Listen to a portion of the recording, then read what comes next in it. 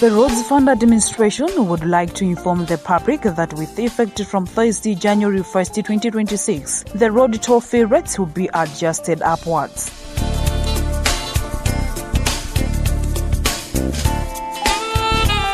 The new tariff, which will be applicable for both Chinganito Plaza and Kalinyike Tollgate, is as follows.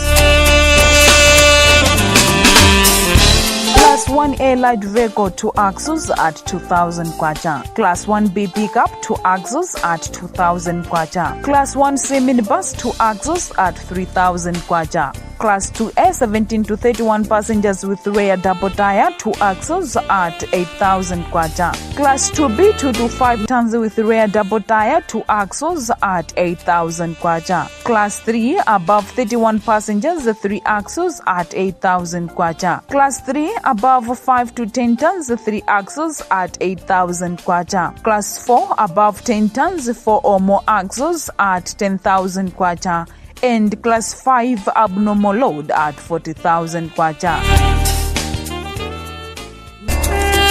Local user discount rates.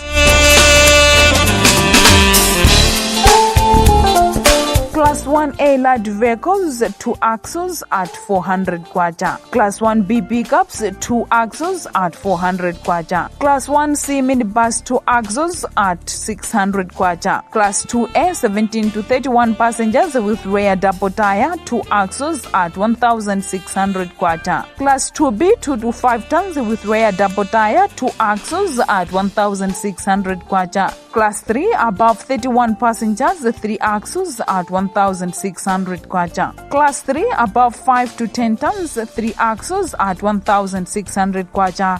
And Class 4 above 10 tons 4 or more axles at 2,000 kwacha.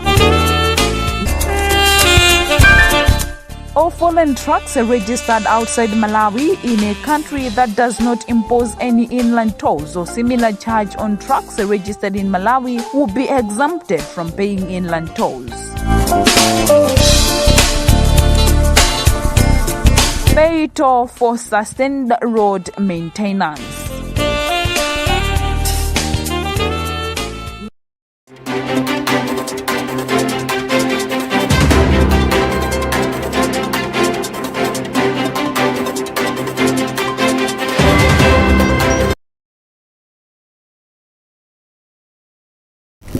Good morning and thank you for joining us for our Wednesday's edition of Press Review right here on Luntha TV.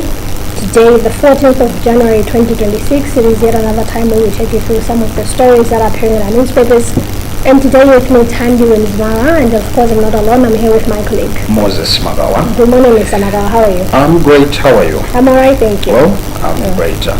Tomorrow is John Chiramo's Day. 15 January. 15 January. Zofunira ombiri kuzizidziwa zimenezi. Ine. From the Atambira Cow holiday when you are still here. Thank you so much for the reminder. Yeah. Holiday. Mofuna tasimba kuti moyo mjeno wiki menei mzakalabwaji pamudzi pano. Moyo generally bino pakati kuti ndi moyo zonse ndi moyo anaimbakale. As long as you are alive, I think my possibilities are zinthu zabwino amaoneka. Yeah. Takani mvula pakati. Ndipo ndiye yagwa. Tu. I think from yesterday ndi mvula sinagwe. Batali kuma I think masiku ambuyo minapaniza kwambiri. Takatuona mabridge ndipo madzi, kuma bridge tongo sonekera diza basi kupita ndi madzi kusaenda. Well, mungu manena kale kuti tisanthulire zimene zili lero kuti ndi newspaper imodzi ya The Nation. Ikuti bwanji? Imeneyi pa front page. APM's climate change moment, can he turn global warming into a new frontier in war against poverty?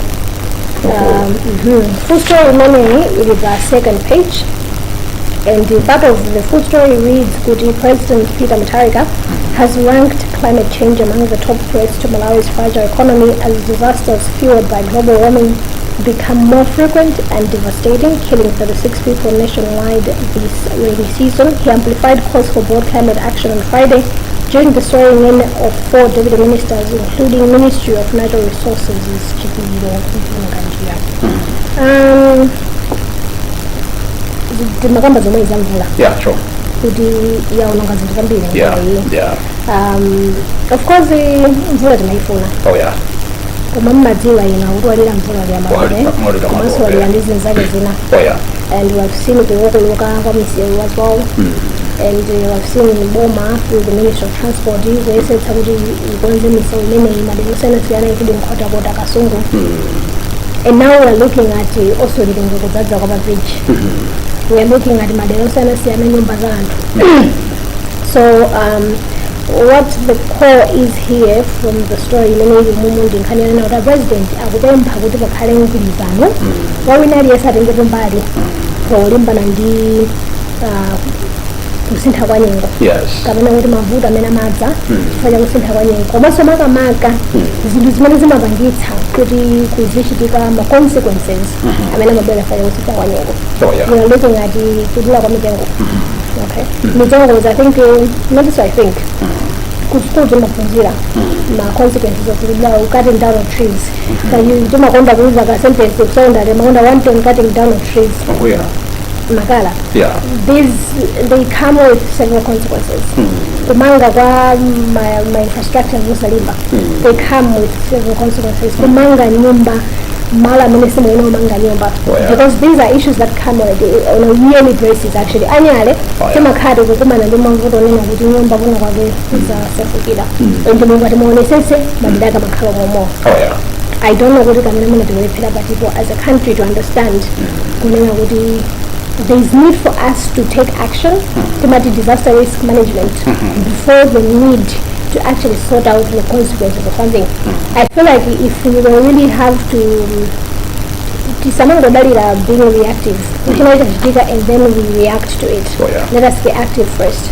I feel like in my consequences in Karameno Zoma Fika Mpaka and 36 so far, people are Malawi, Malida, before they this is in the natural disasters Zamashitika, and the civil Pelago and Homaina Samafika many Baba. You look at the fact, I think we got to accessible women, these are avoidable situations. Yes. Well, that's very true. Kubireso kudi nduna ya natural resources awandakangata pamene akuyang'ana nkhani zimenezi ndofunika kuti aona sense kodi nyengo dzaka natengo chadutsa. No, actually it's now. And ndinaona if I'm not wrong, ndinaona ambakuita mtandalali mwenyewe kuti tidzali. It's actually now. Okay. Kuti and there is a call on kuti ukadula ntengo mudzi dzala tengo. Kubwezeresa tengo.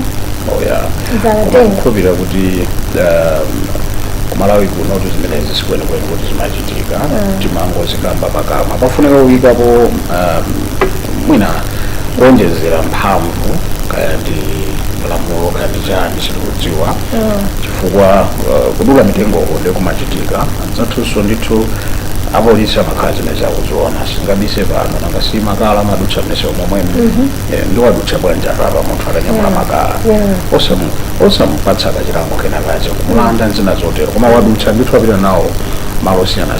So I should agree with you that it's a collective responsibility kuti wina aliyense ngati nzika Tanzania ndima initiative aboma kuti takenti bwezeretse mtengo ngati mnakabjali mtengo tasakani mtengo mpite nawo kuloti mpite nawo madera ina ule wonse amene mukaganizira kuti mukabjali mtengo tofunika kwambiri. Do we have another story? Yes, judicial efficiency on trial in Chimondo Bill ruling, that's the headline. Part of it reads, legal and human rights pundits yesterday expressed concern over High Court Judge Mzondi Mvula's delay to rule on Malawi Congress Party Secretary General Richard Chimondo Banda's bill application, raising questions about judicial efficiency. Richard Chimondo Banda amene ndi mlembi wankulu muchipanisha Malawi Congress Party ndimakumbukira kuti anakadzipereka okha umulisi December 2025 and bill anapanga apply for bill ruling the last time nkhani inalowa m'bwalo and ababankhani ngenxa it is now at least 21 days after hearing his bill masiku 21 adipasovano chimvereza belo and tsiku limene anamva belo high court judge Mvula, that was on 24th December ananena kuti apereka belo via email rather not kupereka belo koma apereka chigamulo chawo kapena kuti decision yawo whether apatsa belo kapenayi through email mpaka pano sanapereke ibe chigamulo chawo kuti kodi munthu ampatsa belo kapenayi of which kunena pa ngamuka malamulo athu munthu sayenera kupangidwa hold actually even for 48 hours asanadziwe kuti kodi what is the progress pagesi ngati iyi and zikubweretsa kwambiri mafunso pa nkhani ya respect ya rule of law tikuendesa bwanji zinthu zathu.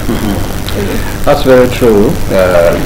It has raised a number of mixed reactions and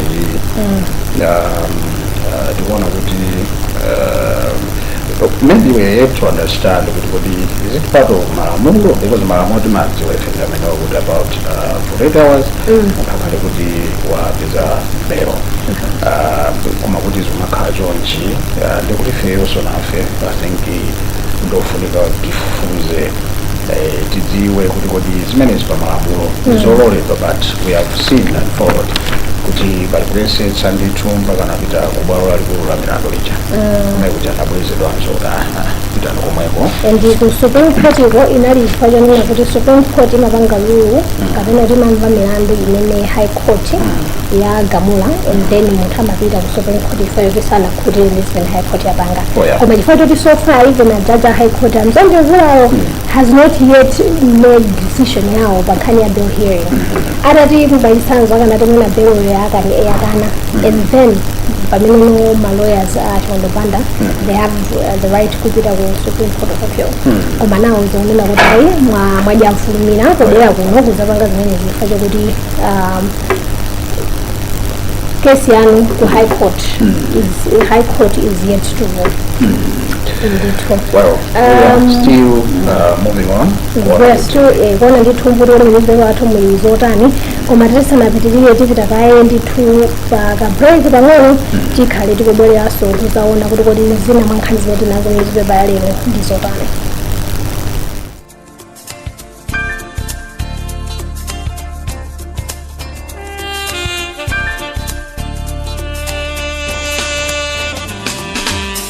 The Roads Fund Administration would like to inform the public that with effect from Thursday, January 1st, 2026, the road toll fee rates will be adjusted upwards.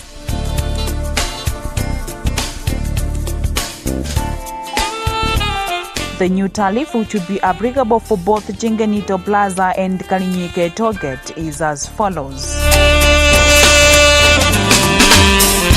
Class 1A light vehicle 2 axles at 2,000 kwacha. Class 1B pickup 2 axles at 2,000 kwacha. Class 1C minibus 2 axles at 3,000 kwacha. Class 2A 17 to 31 passengers with rear double tire 2 axles at 8,000 kwacha. Class 2B 2 to 5 tons with rear double tire 2 axles at 8,000 kwacha. Class 3 above 31 passengers 3 axles at 8,000 kwacha. Class 3 above 5 to 10 tons 3 axles at 8,000 kwacha. Class 4 above 10 tons 4 or more axles at 10,000 kwacha.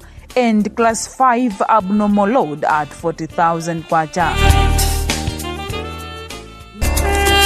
Local user discount rates.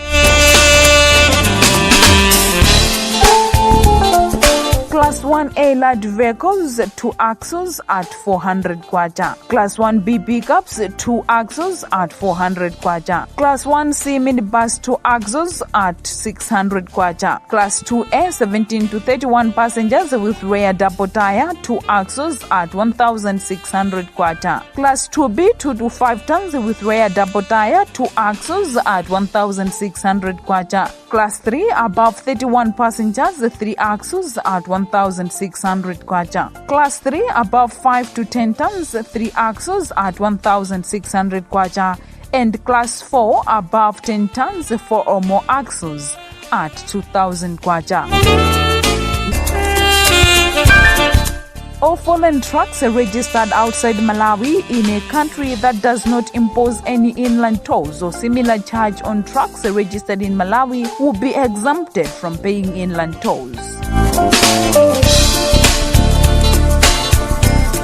Pay toll for sustained road maintenance.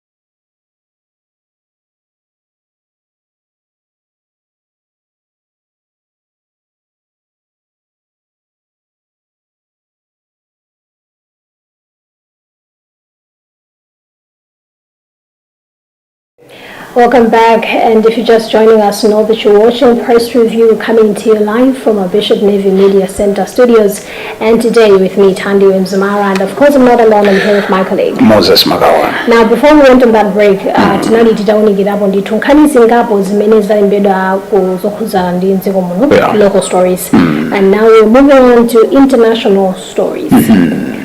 Pamenepa titatenga imodzi ikunena kuti Mozambique's miracle baby dies. Rosita Salvador Mabuyango, who made headlines after she was born in a tree during floods in Mozambique in 2000, has died after a long illness. She was seen as a miracle baby after being born in a tree which her mother had climbed to escape flooding. Pure at the same time. It is sad that she was died of anemia. Kushaba kama gazi mtupi. Ndiye mwana anabadula mtengo? Adabadula mtengo mchaka cha 2000. Yes. So okay, they are calling her miracle baby not because she was still a baby. She has died at the age of 25. Okay. Yes. Anabadula mchaka cha 2000. Okay. Mchaka cha 2000 ndio tsiku mena nkabadala kumuzabiri unayoda vuta kusafira kwa madzi. Okay. Ndema yake anabadula mtengo. Kuthawa kusafira kwa madziwo, ana anabadula mtengo. Ndio mwalilani zaka 25. Yes. So she was seen as a miracle baby. Of which, if you think about it, really was a miracle baby. Because timadziwa kawiri zvinkhani za uchemberezi.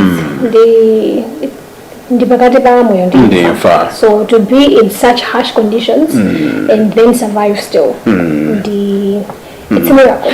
Well, it's a worthy story shared. It's a miracle indeed. Yes. Yeah.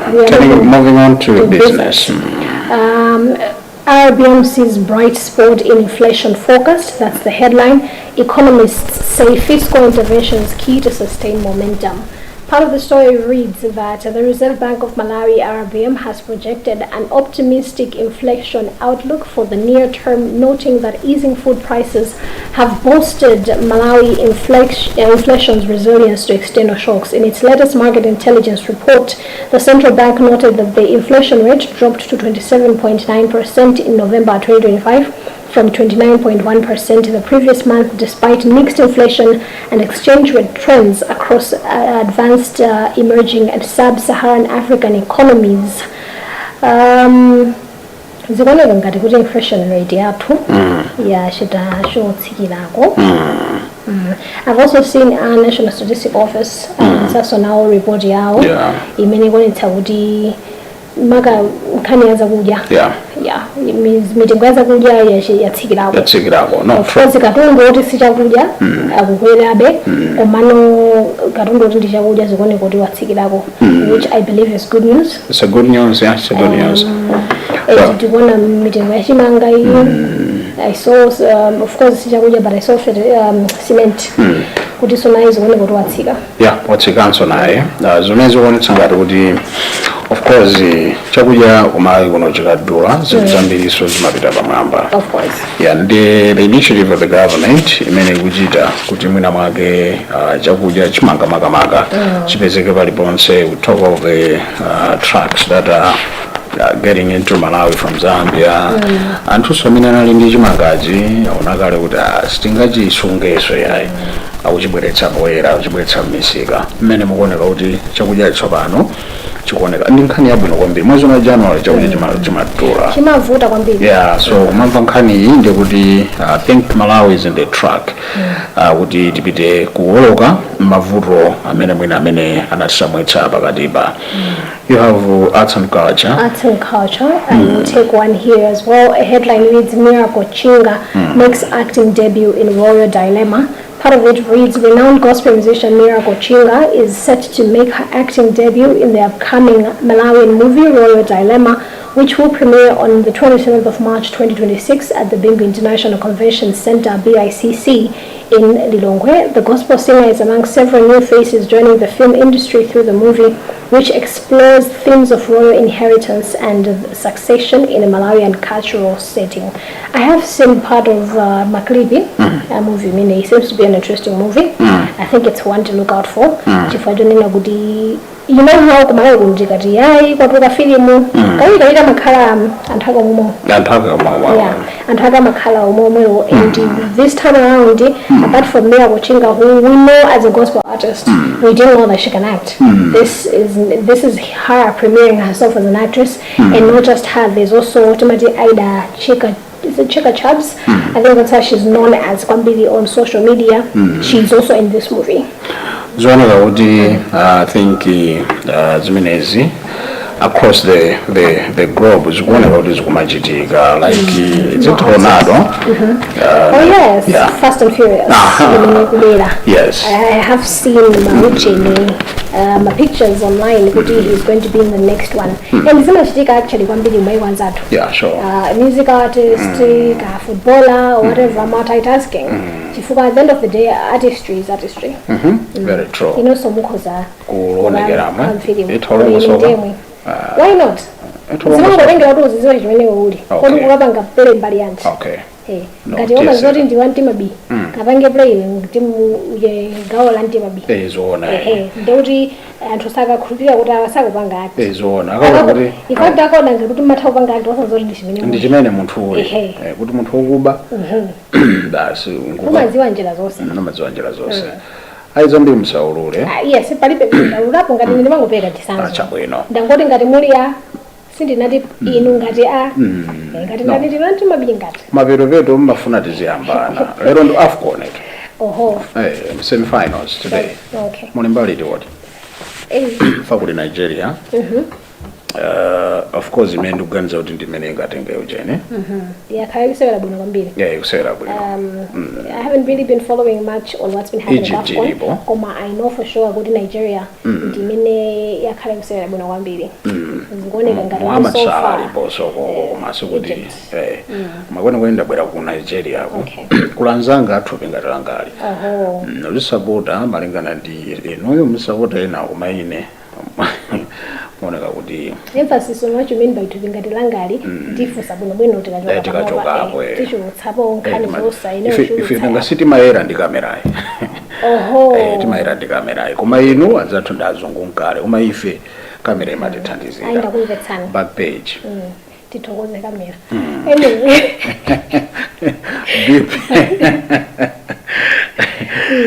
you are going to be boss out the folks out 29 million can you guess where for so you done many Bibi, that's Big Brother, big bullets. Big bullets. Big Brother. Zazi, you know them. Big Brother. Big Brother. Mafikapo. Kusa sata zampira wewe. If I don't dig it off. Mafuna utamala zodi moya Big Brother mzazi. I'm so Big Bullets boss Fox out 29 million Malawi Kwaja. Club processing Chitio payment, player registration ban set to be lifted. Full story is page 27 and it reads FCB Nyasa Big Bullets president Conrad Bago has released 29 million Malawi Kwacha towards the club's former Zimbabwean attacker Ronald Chitio's compensation for breach of contract. The move is the first step towards having the People's Team player registration ban lifted by World Football Governing Body FIFA. On September 17th last year, FIFA banned Bullets from registering players after failing to pay Chitio $15,200, which is about 26.6 million kwacha within 45 days. I think kanimene yamveka mwachidule I'll take another one. Mjawi to represent FLA at Kanyenda's funeral.